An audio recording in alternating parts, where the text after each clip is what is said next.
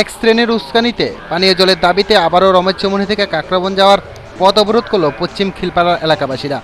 সোমবার খিলপাড়া বাজার এলাকা সকাল 9টা থেকে 11টা পর্যন্ত চলে পথ অবরোধ।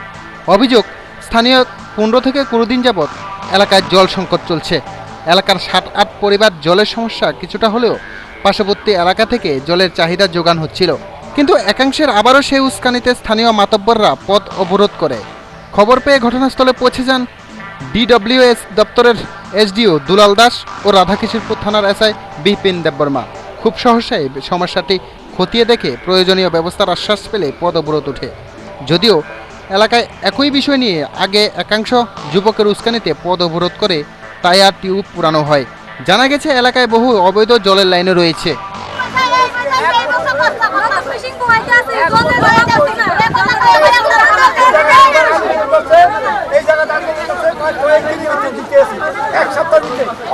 ওই আন্দোলনে তো বলছিল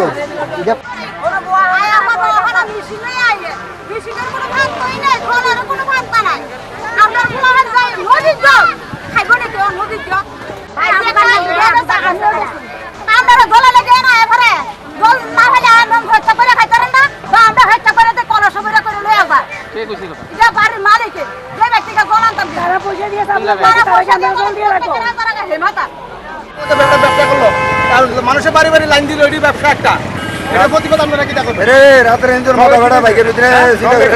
জল তাইনে 1 ঘন্টা চালাই 10 ঘন্টা দোকানদারি করবো। তাইনে দোকান আছে, তাইনে বেতন বলে 150 টাকা না 1050 টাকা বেতন দিয়ে চলে না, তাইনে দোকানদারি করতো। আমরা টাইম মতো জল পাই না, আর তারপরও তাইনে জল দিয়ে ব্যবসা করে একটা। এই জল আপনার বাড়ি লাইন লাগবো, আপনি টাকা দিতে পারবেন, আপনার বাড়ি আমার বাড়ি টাকা দিতে আমার জল যাইতো না। জল পরে কিছুটা জল পড়ে না, সামনে কলসিতে জল পড়ে, তারও তো দেখছি হাইটেনটা জল পড়ে না।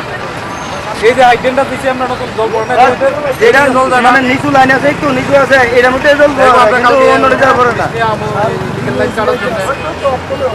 তারপরে কাটলে তখন জল যাই, আশা করি জল যাই।